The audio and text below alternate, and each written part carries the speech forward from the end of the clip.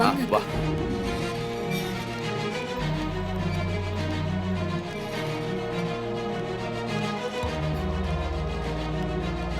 Aunty, aunty. யாரு? என்ன வேணும்? பக்கத்து வீட்டுல ஒரு கொலை நடந்துச்சுல, அது சம்பந்தமா கொஞ்சம் விசாரிக்கணும். ஏமா, இன்னும் எத்தனை பேர் தான் வருவீங்க? இல்லம்மா, அந்த கொலை கேஸ்ல அரெஸ்ட் பண்ணப்பட்ட பையன் எங்களுக்கு ரொம்ப வேண்டப்பட்ட பையன். அவன் அந்த தப்பே செய்யலம்மா. அவன் ரொம்ப நல்லவம்மா. அவன் நல்லவன்னு நிரூபிக்கிறதுக்கு எங்களுக்கு எந்த எவிடன்ஸும் கிடைக்கலம்மா. அது எங்களுக்கு அவசியமா தேவைப்படுது. அதான் உங்க வீட்டுல சிசிடிவி கேமரா இருக்குன்னு கேள்விப்பட்டோம். எப்படியும் அவன் வந்துட்டு போனது உங்க சிசிடிவி கேமரால பதிவாயிருக்கும். அந்த வீடியோ கொஞ்சம் பார்க்க முடியுமாமா? எஸ் சார், போலீஸ் வந்தாங்க, அப்புறம் யார் யாரும் வந்தாங்க. ஏமா, தினம் யாராவது இந்த மாதிரி 4 பேர் வந்து விசாரிச்சா நாங்க எப்படி நிம்மதியா வாழ்றது? அதெல்லாம் முடியாது, கிளம்புங்க. ஐயோ ஆண்டி, ப்ளீஸ் ஆண்டி. உங்க வீட்டு புள்ள மேல செய்யாத தப்புக்கு பழி விழுந்தா அவங்கள காப்பாத்துறதுக்கு நீங்க எவ்வளவு முயற்சி பண்ணுவீங்க? Please aunty, please. தப்பே செய்யாத ஒருத்தரை எவிடன்ஸ் வச்சு குற்றவாளியாக்க பாக்குறாங்க. நீங்க கொடுக்கற அந்த வீடியோ மட்டும்தான் அந்த நிரபராதியை காப்பாத்த ஒரு உதவியா இருக்கும். Please aunty. இதுவே கடைசியா இருக்கட்டும். சும்மா சும்மா வந்து தொந்தரவு பண்ண கூடாது, சரியா? வாங்க வாங்க அங்கிள். ஓ,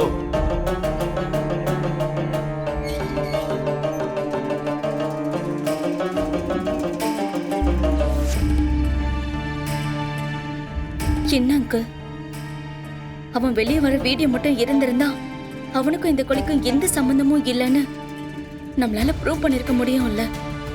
இப்ப இப்படி ஆயிடுச்சு. சரி விடு.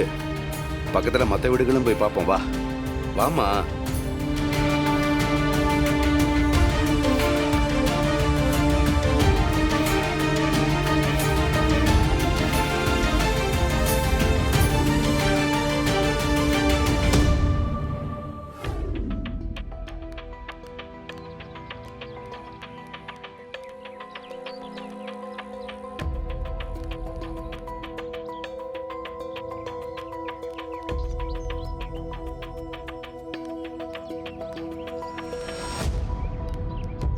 ஏன் அங்கிள், சொல்லி வச்ச மாதிரியே அந்த பக்கம் இருக்கிற சிசிடிவி கேமராவும் இந்த வீட்ல இருக்கிற சிசிடிவி கேமராவும் சத்யா வெளியில வரதே இல்லையே. ஒருவேளை யாரோ வந்து விசாரிச்சதா சொல்றாங்கல்ல, அதுல கிரைமுக்கு சம்பந்தப்பட்ட யாரோ வந்து இந்த வீடியோலாம் டெலீட் பண்ணியிருந்தா? Point uncle. இப்ப நம்ம என்ன பண்றது? அஞ்சலி, இந்த சிசிடிவியை வச்சு நம்ம ஒன்றும் பண்ண முடியாது. இதை காட்டினா அவன் கிரிமினல்னு ப்ரூவ் ஆக தான் உதவும். வேற ஏதாவது வழி இருக்கான்னு தான் யோசிக்கணும். வா.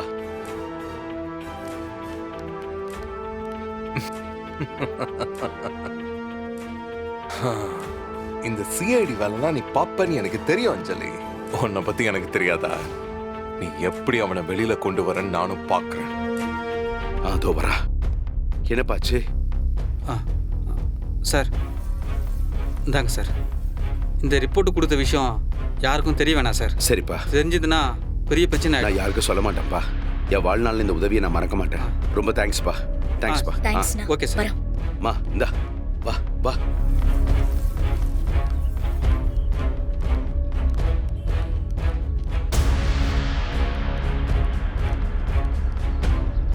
பாரு என்னன்னு.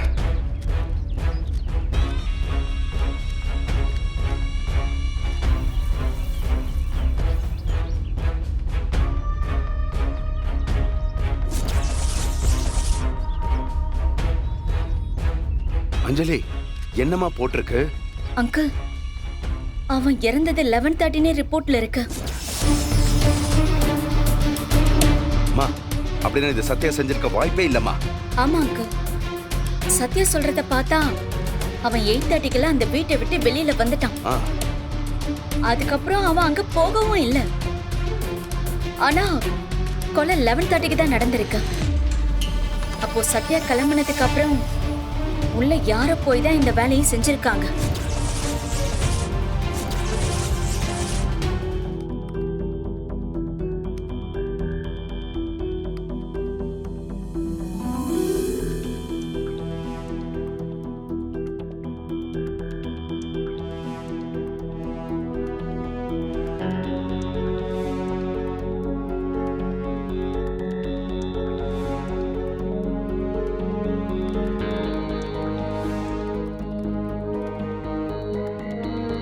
எதுவுமே இல்ல அங்கிள். சத்யா உள்ள போறது மட்டும்தான் இருக்கு. இன்னும் கொஞ்சம் கவனமா பாரம்மா. எதையாவது ஒண்ணு நம்ம மிஸ் பண்ணிருக்க போறோம். கொஞ்சம் பாரேன்.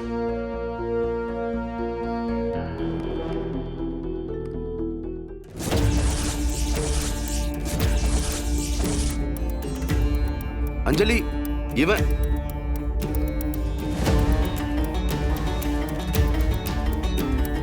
இவ்வளவு நேரம் நான் வீடியோவை கவனிக்கவே இல்ல.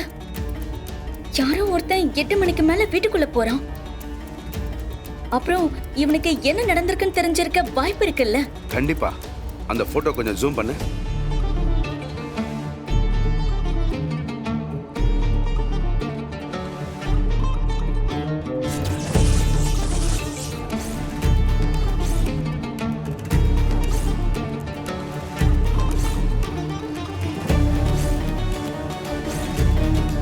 அங்கிள், ஆ, இவன் யாருன்னு எனக்கு நல்லாவே தெரியும்.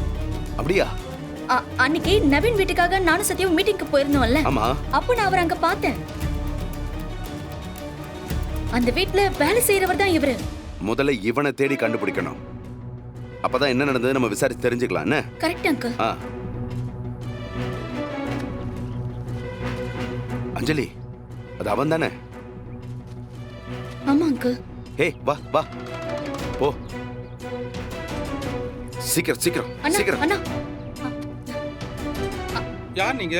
அண்ணா, அன்னைக்கு நான் நவீன் வீட்டுக்கு வந்திருந்தேன்ல, காஃபில கூட சண்டை நடந்துச்சே, ஞாபகம் வந்துச்சா? ஞாபகம் இருக்கு, சொல்லுங்க ஆ. மேடம். உங்ககிட்ட ஒரு முக்கியமான விஷயம் பேசணும். உங்க முதலாளி இறந்து போயிட்டார்ல, அத பத்தி. அத பத்தி என்கிட்ட என்ன பேசணும்? அது அந்த கேஸ்ல என் ஃப்ரெண்டை அரெஸ்ட் பண்ணிருக்காங்க. அவர் பேரு சத்யா. அவரு அன்னைக்கு உங்க வீட்டு முதலாளியை பார்க்கறதுக்காக வந்திருக்காரு. ஆமா, தெரியுமே.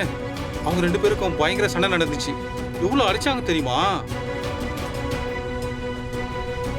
ஆனா அதுக்கப்புறம் என்னாச்சு? அதுக்கப்புறம் என்ன, அடிச்சு போட்டு போயிட்டான். முதலாளிக்கு கை கால்லாம் காயம். அப்போ அவரு நல்லதானே இருந்தாரு? உயிருக்கு ப்ராப்ளம் இல்லைல்ல?